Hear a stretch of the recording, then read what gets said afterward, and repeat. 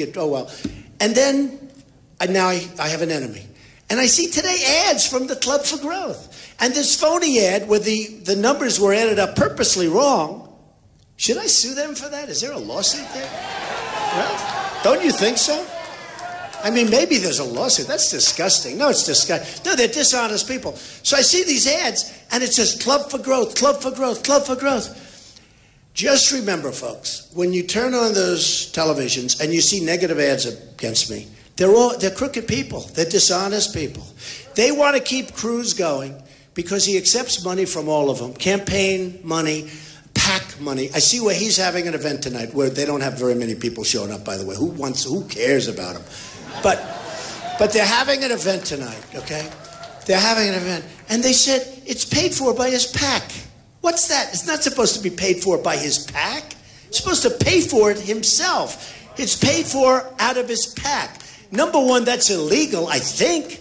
But the PAC isn't supposed to be having events. They're supposed to pay with money they raise the old-fashioned way, the hard way, right? And the news announcer said, yes, Ted Cruz, they didn't say anything was wrong with it.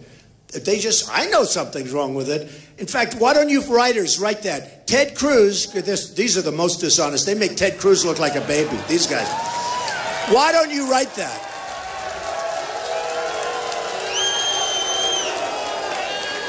Why don't you write that Ted Cruz's event tonight was paid for by his PAC? Get out of here, get out of here, get out of here.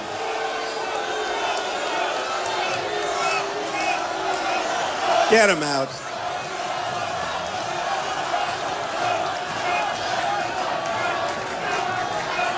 Get him out.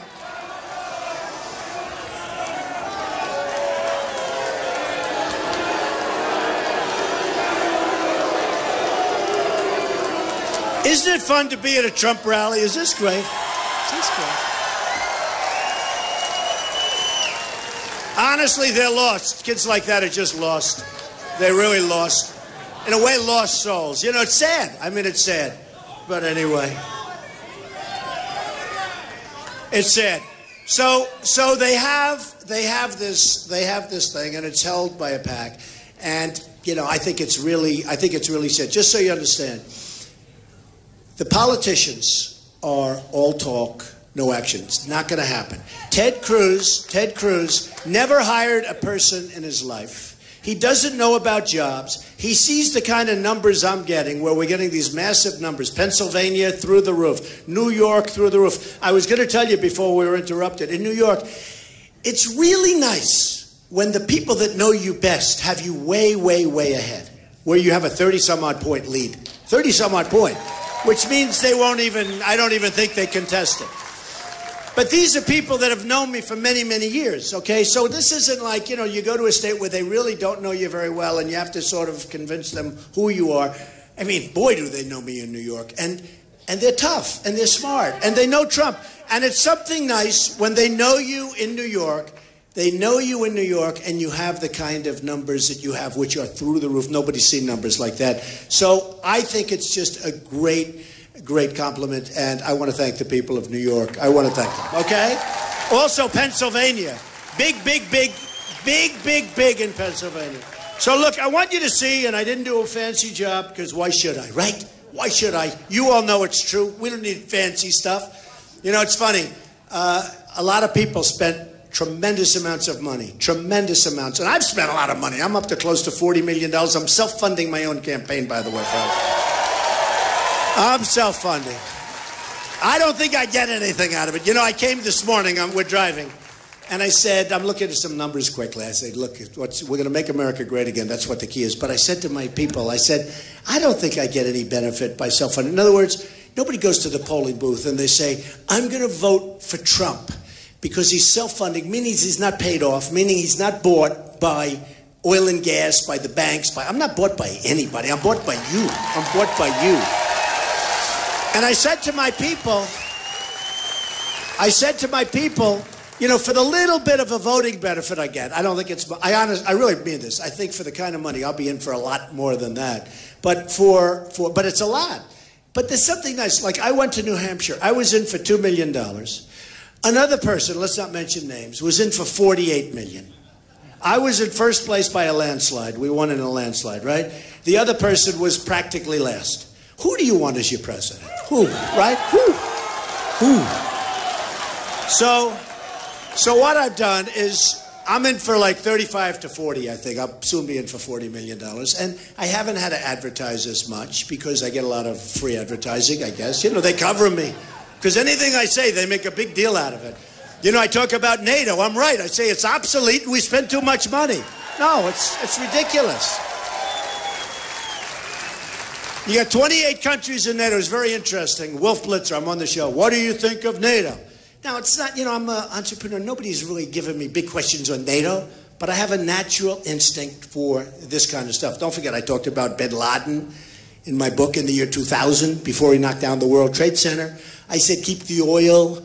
I said, keep the oil. Remember, for years I've been saying, keep the oil, don't leave. I said, don't go into Iraq. Once we're into Iraq, I said, before you leave, keep the oil.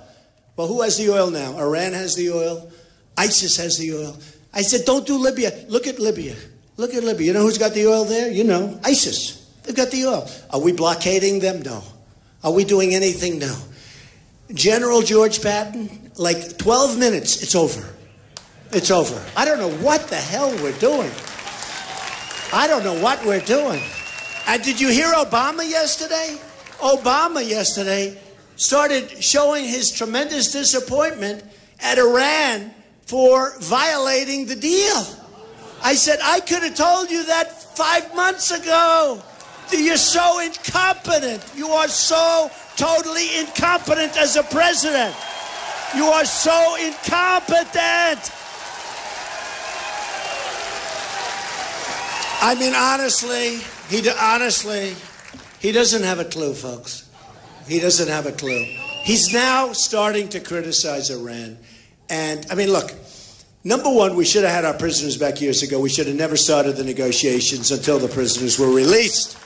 We ended up releasing them after we gave them $150 billion, right? We end up getting our prisoners. Like we paid $150 billion for the 4 guys, okay? It's just terrible. And we have still another one over there, and they say they don't know where he is. They know where he is. You can imagine probably where he is, but we have another one over there.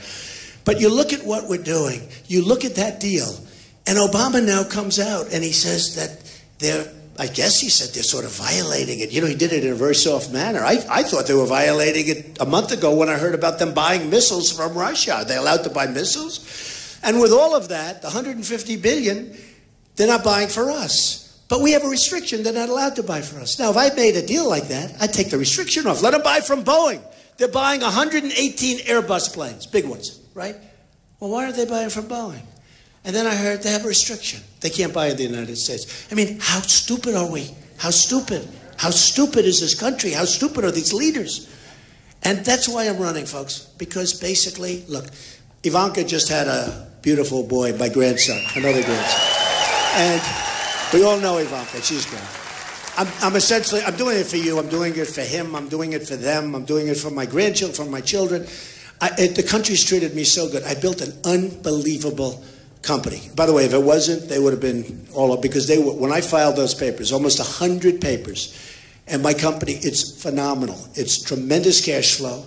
It's very little debt. Some of the greatest assets in the world, buildings and some of the great assets of the world, Turnberry in Scotland and so many things. Some of the really great, and you know what? I don't say it to brag. I say, here's a company that I built and started off with very, very little, believe me, a very, very small loan. And now it's worth over $10 billion. That's the kind of thinking the country needs. I don't want anything, folks. I'm not taking salaries. It's so important. We've got to straighten out our country. So when Wolf Blitzer asked me the other day, he said, well, NATO. So it's not like I get that question every day. You know, for 8 months I've been doing this. But I knew it's obsolete. It was designed for the Soviet Union. There is no Soviet Union. There's Russia. Russia's a problem. I think we'll get along fine with Russia, but Russia's a problem. But our real problem now is terrorism. And they have the wrong countries in it. But here's another problem. So we have 28 countries. Most of them, many of them, are on for a free ride. We're paying for tremendous amounts. I mean, people say 72%. We're paying for a vast amount of this stuff. These other countries aren't paying. Also, the Ukraine. I have friends in the Ukraine. They're great people. But why are we always the ones that are talking about the Ukraine? Why isn't Germany talking about the Ukraine? Why aren't these other countries surrounding it? It's always Obama. We want you out. We want you.